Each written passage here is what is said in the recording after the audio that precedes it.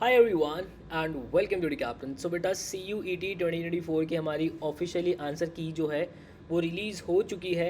आप देख सकते हो आपके सामने ही मैंने जो वेबसाइट खोली हुई है दैट इज़ exams.nta.ac.in। इतने दिनों से हम इसी वेबसाइट पे काम कर रहे हैं और इनके सामने जो है सबसे पहले आपको ये जो एक नोटिस जो आया है वो मैं आपको पढ़ के दिखा देता हूँ बेटा। आप लोगों के जो CUET के एग्ज़ाम्स थे बेटा उनकी आंसर की आउट हो चुकी है, वो मोटा मोटा इस में जो है वो लिखा हुआ है। एक चीज़ जो आपको ध्यान रखनी है कि आप अगर किसी क्वेश्चन को चैलेंज करते हो, चैलेंज करने का मतलब होता है कि आपको लगता है कि जो आपका रिस्पॉन्स है वो बिल्कुल ठीक है, बट जो NTA ने उसका सोल्यूशन प्रोवाइड किया है उसमें कहीं ना कहीं गड़बड़ है, तो आप उसे चैलेंज कर सकते हो। ठीक है, और चैलेंज करने के लिए हर एक क्वेश्चन की जो आपकी फ़ी है दैट इज़ 200 रुपीज़। ठीक है, जो कि आप 9 जुलाई तक जो है वो आप चैलेंज कर सकते हो शाम को 5 बजे तक। उसके बाद आप चैलेंज नहीं कर सकते हो। ठीक है, आपका चाहे CBT मोड में पेपर लगा हो चाहे पेन एंड पेपर मोड के अंदर आपका पेपर लगा हो, आप लोगों की फ़ी जो है वो 200 रुपीज़ पर क्वेश्चन ही है बेटा। ठीक है, इस बात का आपको खास ख्याल रखना है। तो ये बात आपकी है। अब यहाँ पे आपको करना क्या है, वेबसाइट पे आप लोग आए, यहाँ पे आपको जो ये दिख रहा है CUET UG आंसर की चैलेंज, आप इस पर क्लिक करेंगे। आपको आपका एप्लीकेशन नंबर डाल देना है, आपको आपका डेट ऑफ बर्थ डाल देना है, कैप्चा डाल देना है, लॉगिन कर देना है, तो आपके पास पूरा पोर्टल जो है वो खुल के आ जाएगा। वहाँ पे NTA के जो रिस्पॉन्सेज है वो खुल के आ जाएंगे। उसके बाद जो रिस्पॉन्स NTA ने दिया है वो रिस्पॉन्स के अंदर अगर आपको कोई भी दिक्कत लगती है तो उसके सामने जो है आपको बॉक्सेस बन के दिखे होंगे, उस बॉक्स के अंदर जो करेक्ट ऑप्शन होना चाहिए वो आपको टिक करना है और थोड़ा सा स्क्रॉल करोगे तो उसका प्रूफ भी लगाना है। मतलब कि जो क्वेश्चन आपको ठीक लगता है वो किस बेसिस पे ठीक है, आप चाहो तो किसी बुक का रेफरेंस लगा के उसकी फ़ोटो क्लिक करके उसकी PDF बना के अपलोड कर सकते हो, या फिर आपको लगता है कि आप उसका बेहतर सॉल्यूशन लिख सकते हो तो आप उसको हैंड रिटन करके उसकी PDF बना के उसके अंदर जो है वो अटैच कर सकते हो। इस तरीके से आप क्वेश्चन जो है वो चैलेंज कर सकते हो।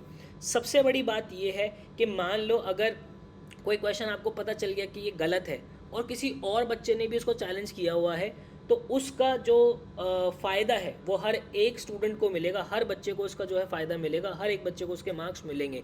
लेकिन अगर उस क्वेश्चन को किसी भी बच्चे ने चैलेंज नहीं किया तो वो क्वेश्चन के मार्क्स किसी को भी नहीं मिलेंगे। सो आई होप बेटा आप लोगों को क्लैरिटी मिली होगी। अभी क्या है कि अभी एक चीज़ और निकल के आ रही है कि आप लोगों का जो CUT एग्ज़ाम है, ठीक है, वो भी जो है कुछ बच्चों का जो है वो वापस से लिया जा सकता है।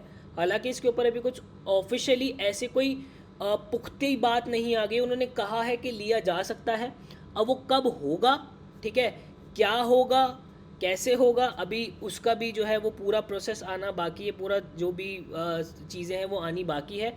बट हाँ, कुछ बच्चों को एग्ज़ाम होने वाला है, तो इससे आप ये भी कंक्लूजन निकाल सकते हो कि आप लोगों का जो रिज़ल्ट है वो बहुत ज़्यादा डिले होने की जो है वो संभावना है, जिससे इम्पैक्ट ये पड़ेगा कि जो बच्चे कॉलेजेस के अंदर जाके एडमिशन लेते हैं उनकी पढ़ाई जो है वो बहुत ज़्यादा आगे उनको दिक्कत जो है देखने को मिलेगी। आपके सेमेस्टर्स बहुत जल्दी जल्दी हो रहे होंगे, तो ये पूरा ही प्रोसेस जो है वो बहुत ही लंबा खिंच ही चुका है और आगे कॉलेज के अंदर भी आप लोगों को दिक्कत आएगी। बट ठीक है, NTA है जो है वो आप लोगों के सामने ही है। अभी फ़िलहाल हमारा स्टेप नंबर 1 ये है कि जो भी चैलेंज आपको लगता है आपको वो आंसर की के अंदर देना है, चैलेंज को आपको क्वेश्चंस को करना है। फिर उसके बाद जो है NTA अपनी फाइनल आंसर की भेजेगा। फाइनल की जब आंसर की आपकी आएगी उसके बाद आपको चैलेंज नहीं कर सकते हो किसी भी क्वेश्चन को। जो NTA ने आपको जो फाइनल आंसर्स दे दिए वही आपको मानने पड़ेंगे। ठीक है, सो आई होप बेटा क्लैरिटी मिली होगी। ऐसी बेस्ट ऑथेंटिक और जेन्युइन वीडियोस मैं हमेशा आप लोगों के लिए बनाता रहता हूँ। मिलता है किसी नेक्स्ट वीडियो के अंदर, मुझे दीजिएगा इजाज़त। Till then bye bye and take care.